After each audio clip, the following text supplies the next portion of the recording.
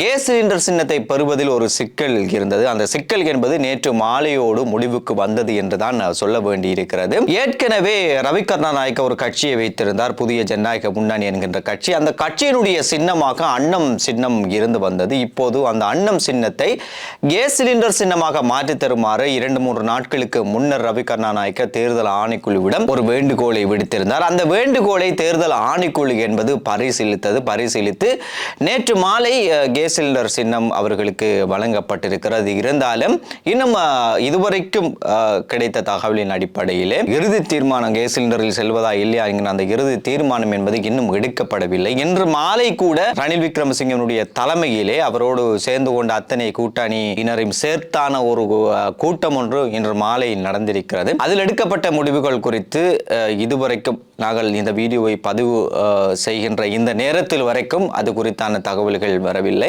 இருந்தாலும் ஐக்கிய தேசிய கட்சியை பொறுத்த வரைக்கும் அவர்களுக்குள் 2 நிலைப்பாடுகள் இருந்து வருவதை காணக்கூடியதாக இருக்கிறது. ஒரு நிலைப்பாடு தான் இந்த முறை பாராளுமன்ற தேர்தலிலே எஸ்ஜேபியோடு சேர்ந்து போட்டியிட வேண்டும் என்கிற நிலைப்பாடு. ஆனால் எஸ்ஜேபியோடு சேர்ந்து போட்டியிடுவதற்கு எஸ்ஜேபி தரப்பில் இருந்து இவர்களுக்கு ஒரு நிபந்தனை கொடுக்கப்பட்டிருக்கிறது. அப்படி நாங்கள் ஐக்கிய தேசிய கட்சியோடு சேர்வதாக இருந்தால் ரணில் விக்ரமசிங்கே ஐக்கிய தேசிய கட்சியினுடைய தலைவர் பதவியிலிருந்து அவர் விலக வேண்டும். அப்படி விலகினால் தான் நாங்கள் இந்த ஜேபியோடு நாங்கள் சேருவோம் என்கின்ற ஒரு தரப்பினரும் ஐக்கிய தேசிய கட்சிக்குள் இருக்கின்றனர். இன்னும் சில தரப்பினர், குறிப்பாக அகிலவிராஜ் காரியவசம், ஆசு மாரசிங்க, நவீன் திசாநாயக்க போன்றோர் நாங்கள் எஸ்ஏபியோடு சேர்ந்து தான் பாராளுமன்ற தேர்தலிலே போட்டியிட வேண்டும் என்கின்ற நிலைப்பாட்டில் இருக்கிறார்கள். ஆனால் அவர்கள் அந்த நிபந்தனைக்கும் அவர்கள் ஒப்புக்கொண்டதாக இல்லை. ஆனால் சேர்ந்து போட்டியிட வேண்டும் என்கின்ற அந்த நிலைப்பாட்டில் இவர்கள் இருந்து கொண்டிருக்கிறார்கள். இது குறித்தான தகவல்களை நாங்கள் நேற்றைய வீடியோவிலே உங்களுக்கு தந்திருந்தோம். இதற்கு மேலதிகமாக கிடைத்த தகவலை பார்க்கின்ற போதும் இவ்வளவு காலமும் ரணில் விக்ரமசிங்கவுக்கு முன்னாடி தன்னுடைய குரலை உயர்த்தி பேசாத அகிலவிராஜ் காரியவசம் கடந்த செயற்குழு கூட்டத்தின் போது ரணில் விக்ரமசிங்கவுக்கு முன்னாடி தன்னுடைய குரலை உயர்த்தி பேசியிருந்தார்.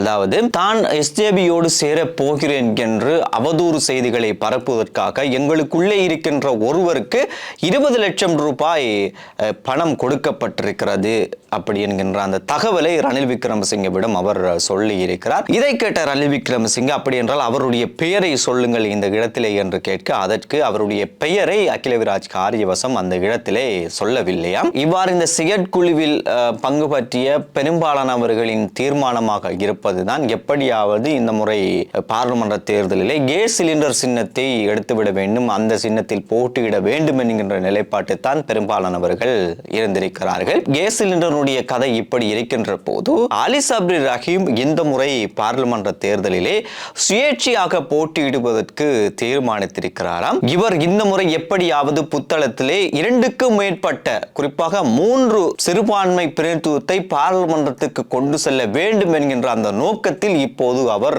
களமிறங்கி இருப்பதான சில தகவல்கள் தெரிவிக்கின்றது. குறிப்பாக புத்தளத்தை பொறுத்தவரைக்கும் 30 வருட காலமாக அவர்கள் ஒரு எம்பியை பெறாமலே இருந்தார்கள். இப்படி இலங்கையில் நிறைய ஊர்கள் இருக்கிறது. சில ஊர்களில் ஒரு எம்பியை பெறுவதற்கான வாக்காளர்கள் இருப்பார்கள். ஆனால் அவர்களுக்கு அந்த எம்பியை பெற முடியாத ஒரு நிலை இருக்கும். மற்ற கட்சிகள் அவர்களுடைய வாக்குகளை பிரித்து விடுவார்கள். சில ஊர்கள் இருக்கிறது எம்பிஏ பெற முடியாத வாக்காளர்களை கொண்ட சில ஊர்களும் இருக்கிறது. அவர்களுடைய ஊர்களிலும் பக்கத்தில் ஊரில் இருக்கின்றவர்கள் அவர்களுடைய வாக்குகளை எடுத்துக்கொண்டு அந்த மக்களுக்கும் அவர்களுக்கும் எதுவும் செய்யாத ஒரு சூழ்நிலை தான் இருக்கிறது. இவ்வாறான ஒரு ஊராகத்தான் புத்தளமும் இருக்கிறது. புத்தளத்திலே கடந்த 30 வருடங்களுக்கு மேற்பட்டதாக ஒரு எம்பி இல்லாத ஒரு சூழ்நிலை இருந்த போதும் புத்தளம் ஜும்மா பெரிய பள்ளிவாசல், நகர சபை, சிவில் அமைப்புகள், ஜமியத்துல் உலமா போன்ற எல்லா அமைப்புகளும் ஒன்று சேர்ந்து தங்களுக்கான ஒரு எம்பியை எடுத்துவிட வேண்டும் என்பதற்காக ஒன்றிணைந்து எல்லா கட்சிகளும் தங்களுடைய வேட்பாளர்களை போடலாம், ஆனால் ஒரு கட்சிக்கு தான் போட வேண்டும் என்கின்ற முடிவை எடுத்தார்கள். அதுபோல் விருப்பு வாக்குகளில் அதிகம் பெறுபவர் பாராளுமன்றத்துக்கு செல்வார் என்ற ஒரு உடன்படிக்கையின் அடிப்படையில், ஒரு அரசியல் வியூகத்தின் அடிப்படையிலே அவர்கள் செயற்பட்டார்கள். இந்த உடன்படிக்கையின் காரணமாகத்தான் அலி சப்ரி ரஹீம் பாராளுமன்றத்துக்கு தெரிவு செய்யப்பட்டார். அப்போது புத்தளம் பெரிய பள்ளிவாசல், சிவில் அமைப்புகள், நகர சபை, ஜமியத்துல் உலமா போன்ற அமைப்புகள் எல்லாம் ஒன்று சேர்ந்து எடுத்த அந்த அரசியல் வியூகத்தின் காரணமாக அவர்களால் ஒரு எம்பியை பெறக்கூடியதாக இருந்தது. இப்போதும் இந்த அமைப்புகளோடு சேர்ந்துதான் அலி சப்ரி ரஹீம் சுயேட்சையாக போட்டியிடுவதற்கு தீர்மானித்திருக்கிறாராம். ஆனால் ஏனென்றால் அப்போது இருந்த அரசியல் களம் என்பது இப்போது இல்லை.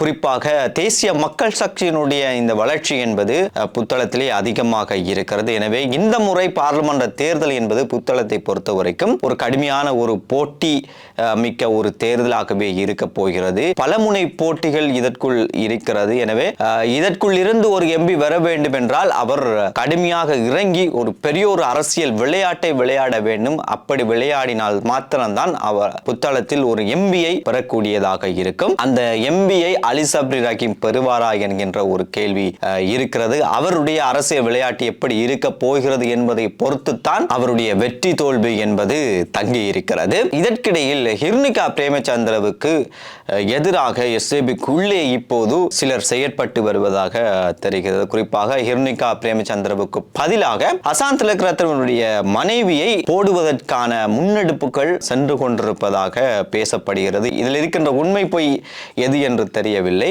இருந்தாலும் ஹிருணிகா பிரேமச்சந்திரவை வேட்பாளராக போடுகின்ற போது அவர் வெற்றி பெறுவதற்கான வாய்ப்புகள் அதிகம் இருக்கிறது, அவருக்கான ஆதரவு என்பது அதிகம் இருக்கிறது என்பதுதான் அனைவருடைய கருத்தாகவும் இருக்கிறது.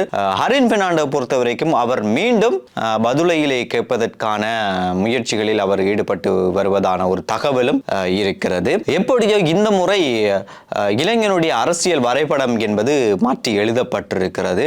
ஒரு புதிய வரைபடத்தை இளைஞனுடைய அரசியல் என்பது வரைந்து கொண்டிருக்கிறது. பாராளுமன்ற தேர்தலிலும் ஒரு புதிய அரசியல் வரைபடத்தை தான் வரைய போகிறது என்று எதிர்பார்க்கப்படுகிறது.